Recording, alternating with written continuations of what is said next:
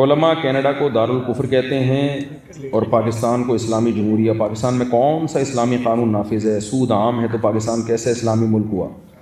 دیکھو، جیسے کسی شخص کو مسلمان بننے کے لیے ایک ہے پریکٹیکل مسلم، یعنی پریکٹسنگ مسلم ہو، پریکٹس بھی کرتا ہو،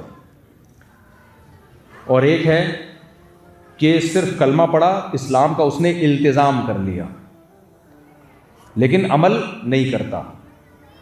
تو جو عمل نہیں کرتا کیا وہ غیر مسلم ہو جاتا ہے؟ کتنے مسلمان ہیں نماز نہیں پڑھتے لیکن وہ غیر مسلم نہیں ہیں وہ کیا بولے نا مسلم ہے. کتنے مسلمان ہیں زکوٰۃ نہیں دے رہے لیکن مسلم ہے وہ. کیوں؟ تبھی ہم ان کو سمجھاتے ہیں یار تم کیسے مسلمان ہو کہ تم نماز نہیں پڑھتے. تو وہ آگے سے یہ نہیں کہتا میں مسلمان نہیں ہوں، وہ آگے سے کیا کہتا ہے؟ یار دعا کرو اللہ مجھے عمل کی توفیق دے. غیر مسلم کو آپ یہ بات نہیں کہہ سکتے کہ نماز کیوں نہیں پڑھتے، یہ کیوں نہیں کرتے. وہ کہہ گا میں مسلم ہی نہیں ہوں. تو مسلم کی ڈیفینیشن کیا ہے؟ جس پر اسلام کی حجت پیش کی جا سکے، تمام کی جا سکے. تو پاکستان کو جو ہم اسلامک ملک کہتے ہیں اس سینس میں کہتے ہیں کہ پاکستان کا آئین یہ ہے کہ اس کنٹری میں کوئی قانون اسلام کے اگینسٹ نہیں بنے گا.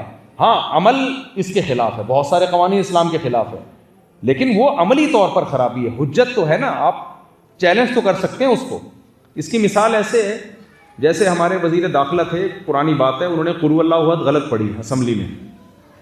تو لوگوں نے کہا یہ کیسا اسلامی ملک میں جس میں قل اللہ احد بھی غلط پڑھ رہا ہے ایک بندہ. میں نے کہا یہ اسلامی ملک ہے، قل اللہ پڑھ رہا ہے، اس کو پتہ ہے کہ اس کے بغیر میں چلوں گا نہیں یہاں پہ، تو مجھے اپنی تقریر بسم اللہ سے شروع کرنی پڑے گی. لیکن کچھ قوانین بہرحال غیر اسلامی ہیں لیکن اس سے ملک غیر اسلامی نہیں بن جاتا. ملک میں بیس دیکھی جاتی ہے کہ بیس کیا ہے.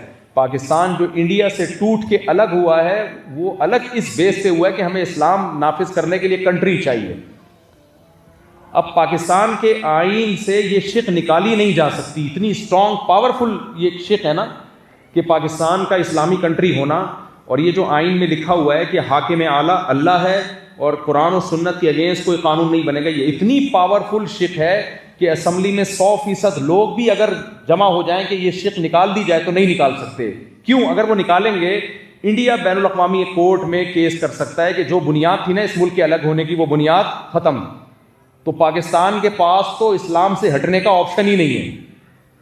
تو اس لیے اعتراض یہ کیا کریں کہ جب اسلامی کنٹری ہے تو اسلام نافذ کیوں نہیں ہے. اس کی مثال ایسے ہے، ہم کسی کو کہیں جب تم مسلمان ہو تو کم بخت نماز پڑھتے کیوں نہیں ہو. یہ نہیں کہہ سکتے کہ تو مسلمان ہی نہیں ہے.